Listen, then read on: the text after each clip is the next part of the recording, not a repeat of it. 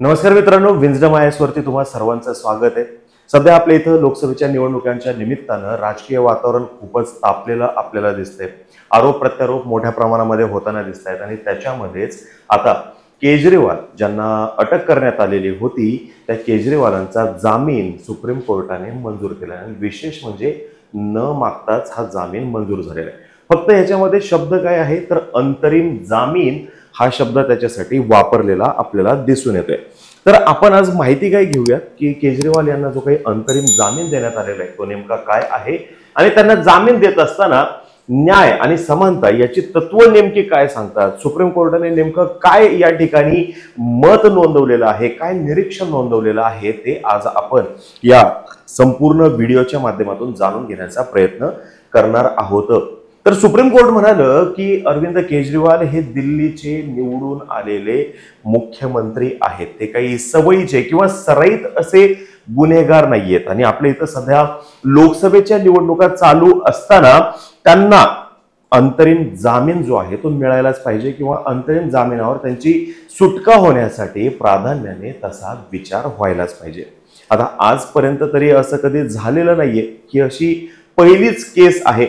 मग ह्या केसच्या निमित्ताने परत एकदा न्यायाचं तत्व काय आहे, समानतेचं तत्व काय आहे, याच्या सोबतच मूलभूत अधिकार नेमकं काय सांगतो, बेलचे प्रकार कोणकोणते आहेत, हे सर्वच्या सर्व आपल्या अभ्यासासाठी फार फार महत्वाचं आहे हे लक्षात घ्या।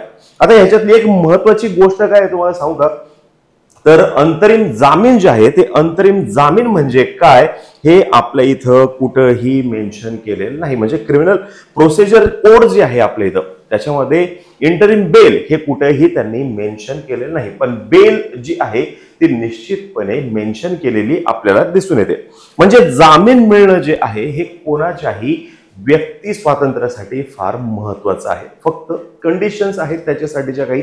उदाहरण जर का द्यायचं म्हटलं तर एखाद्या व्यक्तीवरती आरोप जोपर्यंत सिद्ध होत नाहीयेत तर तोपर्यंत त्या व्यक्तीला जामीन जो आहे तो मिळाला पाहिजे असं आपल्याला दिसून येतं।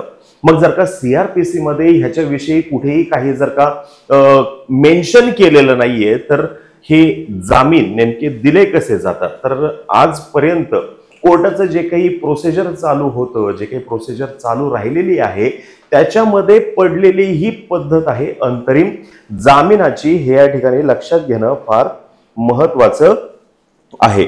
ठीक आहे, आता पुढचा मुद्दा काय ह्याच्यामध्ये, सर्वोच्च न्यायालयाने हा जो काही निर्णय दिला, सर्वोच्च न्यायालयाने निर्णय देताना जी काही मतं या ठिकाणी व्यक्त केलेली आहेत ती फार महत्वाची आहेत। अरविंद केजरीवाल हे दिल्लीचे निवडून आलेले मुख्यमंत्री आहेत, ते काही सवयीचे गुन्हेगार नाहीत आणि ही एक विलक्षण परिस्थिती आहे।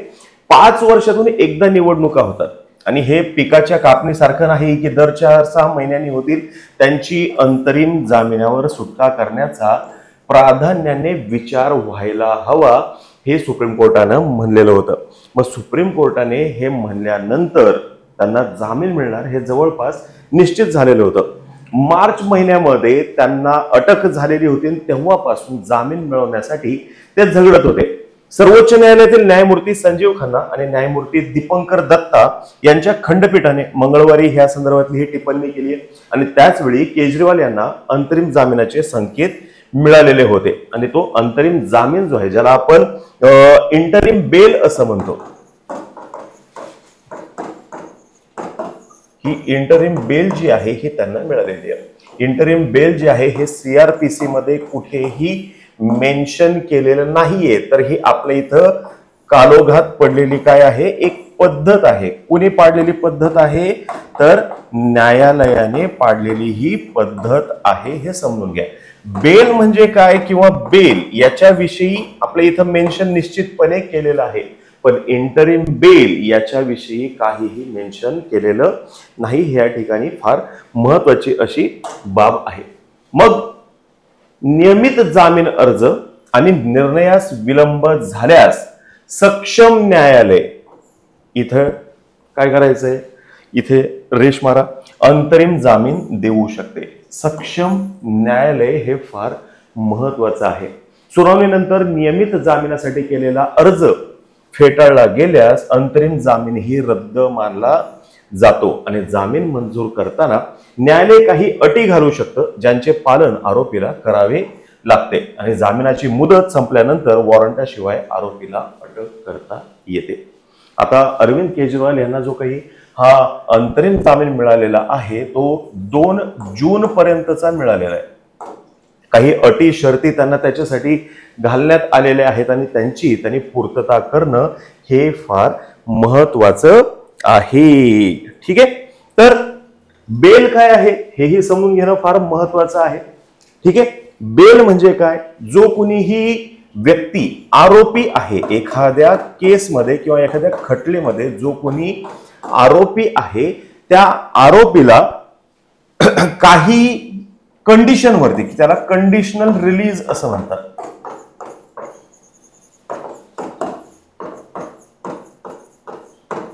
कंडिशनल रिलीज हे जे त्याचं केलं जातं काही अटींवरती, त्याची जी काही सुटका केली जाते त्याला काय म्हणलेलं आहे? बेल असं म्हटलेलं आहे.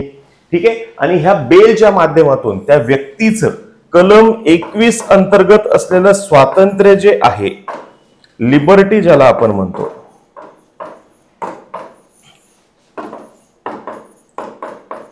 हे अबाधित ठेवण्याचा प्रयत्न माननीय न्यायालयाकडून केला जातो. असा हा साधा सरळ सोपा आपल्याला या ठिकाणी विषय आहे. ठीक आहे, आता पुढे सर्वोच्च न्यायालयाने ही बेल देताना लोकशाहीचं महत्व जे आहे ते अधोरेखित केलेलं आपल्याला दिसून येतं. काय म्हणते खंडपीठ? लोकशाहीसाठी सार्वत्रिक निवडणुका अत्यंत महत्वाच्या आहेत. निवडणूक फार महत्वाची आपण आपल्या इथं जी काही पद्धत स्वीकारलेली आहे ही संसदीय शासन पद्धती आपण स्वीकारलेली आहे आणि या संसदीय शासन पद्धतीमध्ये दर 5 वर्षांनी लोकसभा जी आहे ही लोकसभा काय होते? विसर्जित होते आणि जनतेचा कौल जो आहे हा परत नव्याने घ्यावा लागतो. 2 पद्धती आहेत बघा, आपण आपल्या पॉलिटीमध्ये नेहमी बघत असतो. एक काय आहे? संसदीय, आणि दुसरी कोणती आहे? ती आहे अध्यक्षीय.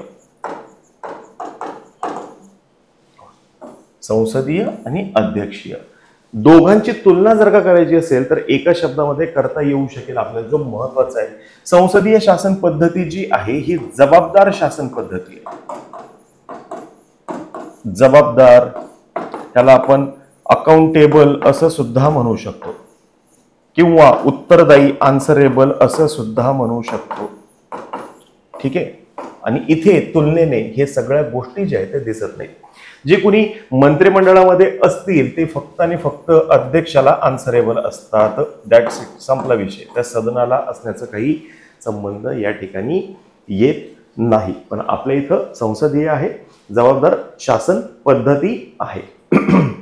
सर्वोच्च न्यायालयाच्या युक्तिवादाने केजरीवाल यांचे वकील अभिषेक मनु सिंघवी काय म्हणालेले आहेत की निवडणुकांदरम्यान समान अधिकार प्राप्त होणे हा संविधानाच्या मूलभूत संरचनेचा भाग आहे. बेसिक स्ट्रक्चर जे आहे, समान अधिकार म्हणजे आमच्यावरचा आरोप अजून सिद्ध झालेला नाहीये, फक्त आणि फक्त आरोप आहेत आणि फक्त आरोप असताना कस्टडीमध्ये ठेवणं, जेलमध्ये ठेवणं हे काही योग्य नाही. निवडणुकांदरम्यान समान अधिकार जो आहे हा प्राप्त व्हायला पाहिजे आणि तो संविधानाच्या मूलभूत संरचनेचा भाग आहे हे कोर्टाने इथं एका दृष्टीने मान्य केलेलं दिसून येते. लोकशाही हा मूलभूत संरचनेचा भाग आहे. मुक्त आणि निष्पक्ष निवडणुका हे असे शब्द यायला पाहिजेत बरं का. 2025 साठी जर का तुम्ही प्रिपरेशन करत असाल किंवा तुम्ही UPSCचं प्रिपरेशन करत असाल तर हे शब्द असे महत्वाचे आहेत. लोकशाही हा मूलभूत संरचनेचा भाग आहे. मुक्त आणि निष्पक्ष हे असे शब्द यायला पाहिजेत. समान संधी या बाबी मूलभूत संरचनेचा भाग आहे हे त्यांनी आपल्या युक्तिवादामध्ये कोर्टामध्ये म्हणलेलं होतं. मग केजरीवाल यांच्या अंतरिम जामीन जो आहे त्याच्यासाठीची 5 कारणे आहेत. काय दिलेली आहेत? एक, आरोप त्यांच्यावर ते निश्चित आहेत, ते केलेले नाहीयेत. सर्वोच्च न्यायालयामध्ये प्रलंबित प्रकरण आहे. लोकसभा ही महत्वाची आहे. ह्या निवडणुका ज्या आहेत त्या फार महत्वाच्या आहेत. या निवडणुकांमध्ये सहभाग घेणं मूलभूत संरचनेचा भाग म्हणलेला आहे. यासोबतच केजरीवाल हे मुख्यमंत्री आहेत आणि काही सराईत गुन्हेगार नाहीत हेही न्यायालयाने या ठिकाणी म्हटलेलं आहे. आणि केजरीवाल यांच्या अटकेवरचा निर्णय जो आहे तो प्रलंबित आहे. ठीक आहे, म्हणजे त्यांच्यावरचे आरोप अजून सिद्ध झालेले नाहीयेत जसं इथं म्हटलेलं आहे. आणि ह्याच्या सोबतच त्यांना जामीनवरची जी त्यांची रेग्युलर सुनावणी आहे ती अजून चालूच आहे, जामीन द्यायचा किंवा नाही. मग ही सुनावणी चालू असताना मधल्या काळामध्ये सुप्रीम कोर्टाने त्यांना न मागता काय दिलेलं आहे, अंतरिम जामीन जो आहे तो दिलेला आपल्याला दिसून येतो. ठीक आहे, हा इथपर्यंतच मुद्दा आहे. आता कोणत्याही न्याय व्यवस्थेमध्ये, ज्याला आपण जस्टिस सिस्टीम असं म्हणतो, कोणतीही जर न्याय व्यवस्था आहे तर या जस्टिस सिस्टीम मध्ये बेल जो आहे, बेल इज फंडामेंटल आस्पेक्ट, फार महत्वाचा आणि मूलभूत असा हा घटक आहे. मगाशी जसं म्हणलं कलम 21 सोबत आपण ह्याला जोडण्याचा प्रयत्न केलेला आहे. लिबर्टी जो आहे याच्यातला फार महत्वाचा असा मुद्दा आहे. ठीक आहे, आणि त्यासोबतच प्रत्येक व्यक्तीला बेल जी आहे ते मिळवण्याचा अधिकार आहे. ह्या सोबतच फ्री ट्रायल हा सुद्धा त्याचा काय आहे, अधिकार आहे. हे महत्वाच्या गोष्टी या ठिकाणी लक्षात घ्या. आता निवडणूक प्रचारात भाग घेणं हा मूलभूत हक्क आहे की घटनात्मक, तर संविधानाच्या भाग 3 मूलभूत अधिकारांचा उल्लेख आहे. 18 वर्षावरील सर्व भारतीय नागरिकांना त्यांचे नाव मतदार यादीत समाविष्ट करण्याचा अधिकार आहे. ज्यांचे नाव मतदार यादीत आहे अशा 25 वर्षावरील लोकांना आमदार खासदार म्हणून निवडणूक लढवण्याचा अधिकार आहे. 2 वर्षापेक्षा जास्त शिक्षा झालेल्या लोकांना निवडणूक लढवण्याचा अधिकार नाही. 2 वर्षापेक्षा कमी शिक्षा असलेले, तुरुंगात असलेले लोक निवडणूक लढवू शकतात आणि कारागृहातील अंडर ट्रायल कैद्यांना मतदानाचा अधिकार नाही. निवडणूक प्रचारात भाग घेणे हा मूलभूत किंवा घटनात्मक अधिकार नाही. तरी सुद्धा एक स्पेशल केस म्हणून सुप्रीम कोर्टाने अरविंद केजरीवाल यांना अंतरिम जामीन जो आहे तो दिलेला आहे, तोही न मागता. मी सुरुवातीला म्हणलं तसं. आणि हे जे या ठिकाणी दिलेलं आहे मूलभूत हक्क की घटनात्मक, कोण मतदान करू शकतं, कोण निवडणूक लढवू शकतं, याच्या विषयीचं डिटेलमध्ये नोट जी आहे ती आपण आपल्या विन्सडम आयसच्या टेलिग्राम चॅनलवरती दिलेली आहे, ती तुम्ही बघू शकता. आता होमवर्क म्हणून तुम्ही एक गोष्ट करायला काही हरकत नाही. होमवर्क म्हणून काय करू शकता तुम्ही, तर बेल जी आहे या बेलचे प्रकार काय काय असू शकतात ह्याची माहिती घेऊ शकता. प्रीसाठी हा तुम्हाला प्रश्न जो आहे निश्चितपणे विचारला जाऊ शकतो. आता ह्याच्यातलं न्यायाचं तत्व काय सांगतं संपूर्ण याच्यामध्ये, ह्या एकूण घटनेसंदर्भात न्याय काय म्हणतो, तर प्रत्येकाला अधिकार आहे. कशाचा, मूलभूत अधिकार आहे. लिबर्टी, स्वातंत्र्य हा प्रत्येकाचा अधिकार आहे आणि कोणीही त्याला हिरावून घेऊ शकत नाही. हे ह्याच्यात बेसिक आहे. ठीक आहे, आता समानतेचा मुद्दा ह्याच्यातला मी जो म्हणलं, जो न्याय किंवा जे आर्ग्युमेंट केजरीवाल यांच्या संदर्भात लागू केलेला आहे ते झारखंडचे मुख्यमंत्री जे होते सोरेन यांना लागू होतं का हे आपल्याला येणाऱ्या काळामध्ये समजेल. त्या पर्टिक्युलर केस संदर्भात माननीय सुप्रीम कोर्ट काय नेमकी भूमिका घेतं किंवा कोर्ट कोणतंही काय भूमिका घेतं ते आपल्याला समजेलच. पण अरविंद केजरीवाल यांच्या संदर्भात घेतलेला निर्णय जो आहे तोच इथून पुढे सर्व केसेसला निश्चितपणे लागू शकतो. पण बघूया येणाऱ्या काळामध्ये काय होतं ते. ठीक आहे, चलो तर थांबूयात इथं. आपण बेलचे प्रकार जे आहेत 3 प्रकार तुम्ही करायला काही हरकत नाही. रेग्युलर बेल असते, अँटिसिपेटरी बेल असते, इंटरिम बेल असते, ते सगळं करून घ्या. चलो बाय, जय हिंद. आणि जर का ह्याच्याविषयी काही शंका असेल, हे आपण जे सांगितलं बेल विषयी, केजरीवालला जामीन मिळवण्यासाठी काय लॉजिक लावलेलं आहे, ह्याच्याविषयी जर का काही शंका असेल तुम्हाला तर खाली कमेंट बॉक्समध्ये निश्चितपणे सांगा.